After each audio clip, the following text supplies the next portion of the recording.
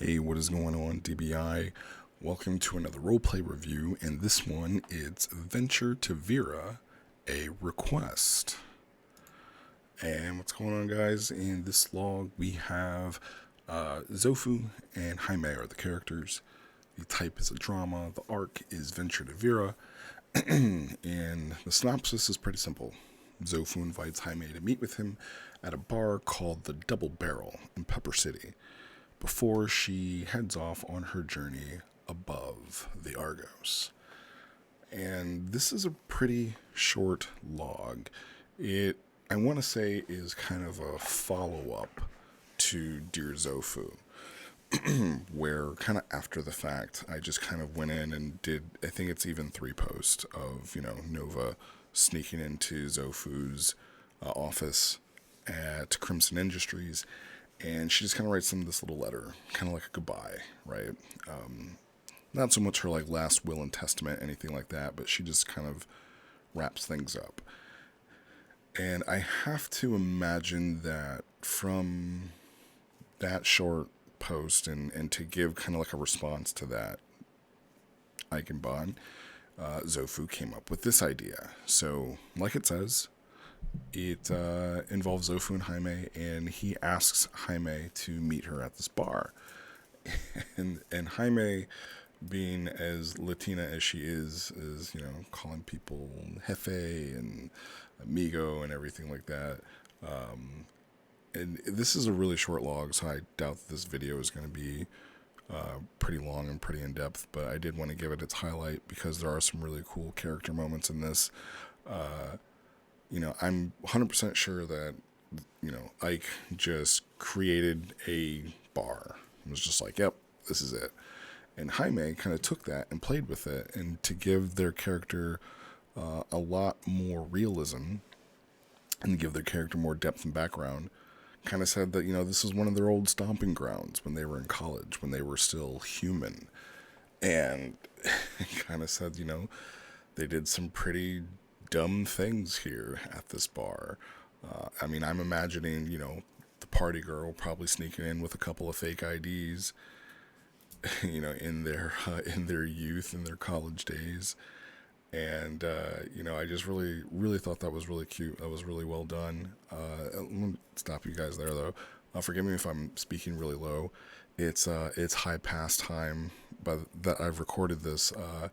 My family's just asleep in the other room, so I don't want to be too loud and wake them up. So if you're wondering why I'm speaking kind of soft, that's why.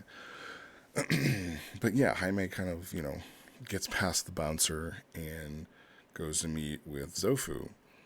And one of the things that Zofu does really well is, and I don't want to take credit for it, but when Nova first met Jaime, she kind of said that, like, because I can't sense you, I feel like weird around you, right? And, I've been thinking about this a lot, where we have all these supernatural beings that we are role-playing as, and in their world, they can sense energy around them, right? Sense is like a free ability that we give them. So eventually, they would just be naturally sensing everything, right? And probably to the point where, they have to focus to dim all that stuff down, but it's always still there. I imagine it being like a fish in water, right? Or more specifically, like a dolphin or a whale in water, where, they're constantly sending these waves out, and those waves are bouncing off other things, and they just, you just eventually get used to feeling these things. And then you run into this android who doesn't bounce anything back. They're like this void in your natural senses. It's like if it's hot outside and you're used to it just being heat, and then you suddenly walk past this gap of cold air, it's gonna jolt you and throw you off. And Zofu does that very very well, where he's just like, damn, dude, like, what's that Loki says to Black Widow, like, not many people can sneak up on me.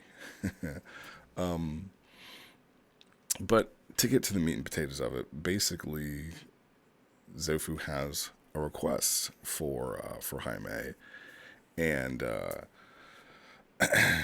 kind of says, I know that you're going to Vira. I know that you kind of have this mission. So thank you for taking time out to meet me. And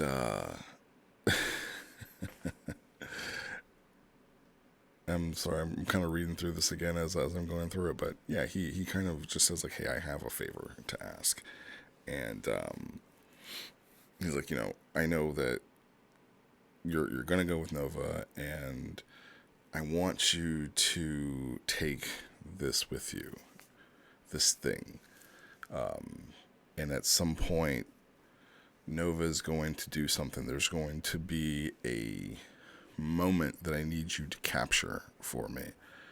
And I love how Ike, who's kind of like running this DM in this, doesn't tell her what the moment's going to be, doesn't tell Jaime, when to do it. Kind of leaves it up to the character and to the player. But it's just like at some point, I want you to capture Nova on this journey. And Jaime being Jaime is, is like, I don't really care for this woman, this king, this person who's so cocky and carrying themselves with this holier than thou kind of,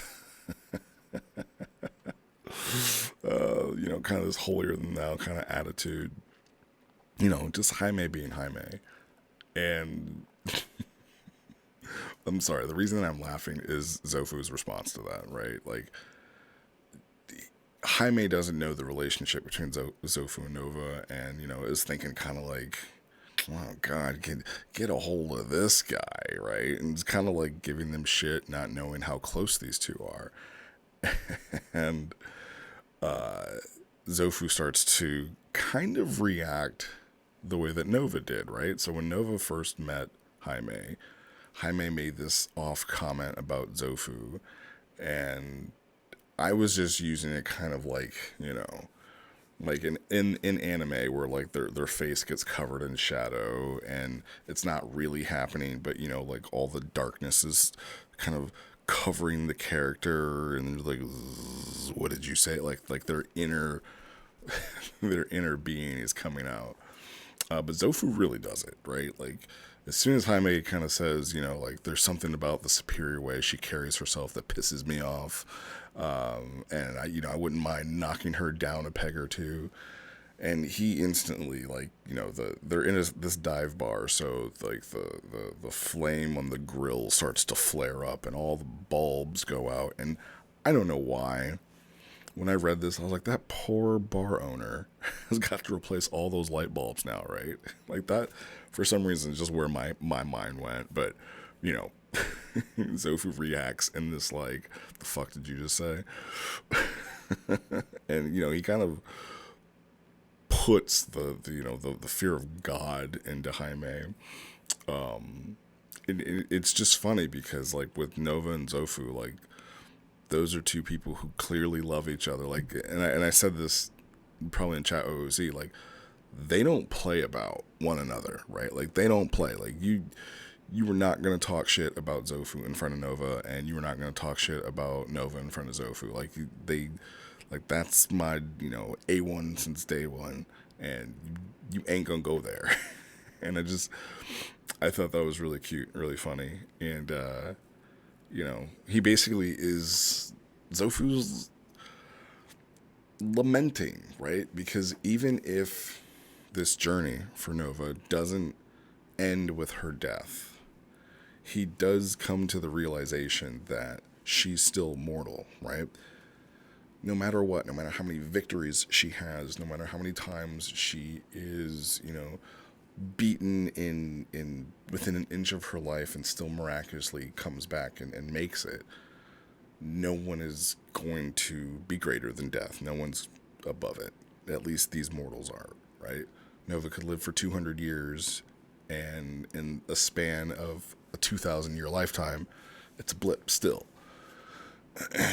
And, probably getting that letter made him realize that no matter what, there was no dragon that can bring her back, no wish that can be made that can restore her to what she was once her time is spent, right?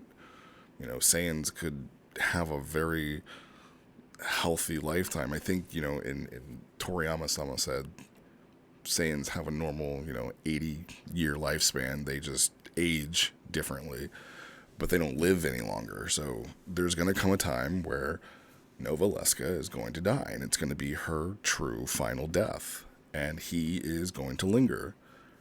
And he wants her to be remembered. And that makes so much more sense now because, having finished Minas Mordred, and Mordred's place in the timeline's kind of weird. I do believe that Mordred happened a while ago. I want to say at least 2 to 3 years ago. I think that's about when it all went down. We don't know for sure. It's never really pinned of when this happened, but Zofu lost his father. He lost Damashi, and that's someone he loved, someone he cared about. And he realizes that eventually this is going to be the same parting that he's going to have with Nova. So he wants Jaime to capture her in some moment, record something. And, Jaime was very nice to be like, this isn't going to erase her memory. There's not going to be any side effects. I'm not going to be trapping her soul or anything like that. To which he's like, no, it's almost like a Polaroid, right? Take a Polaroid of her life, and should she have any generations beyond her, children, grandchildren, students, disciples, I want them to know who Nova Leska was. And that's pretty much it. That's the log, and Jaime is like, okay, yeah, you got my word. She also kind of begs Zofu to never invoke that dread and fear again. And I would attestament that more to the fact that the first time that they met each other, Zofu had to lay hands on her. And I don't know if it was the same white hot fury that he was feeling in this moment is when he, kind of beat the hell out of her, but she definitely remembered that and was like, yeah, don't do that. Don't ever, I will do this favor for you if you promise to never do that again. Don't do the demon stuff. And it's like, okay, agreed. And then, I know I'm talking mostly about Zofu here, but there was just that last little sprinkle that was on here where having invoked true fear into Jaime, it's almost like Zofu was in the skin of Morgan Le Fay. And what I was saying, the first time when I talked about this and about Zofu having, PTSD,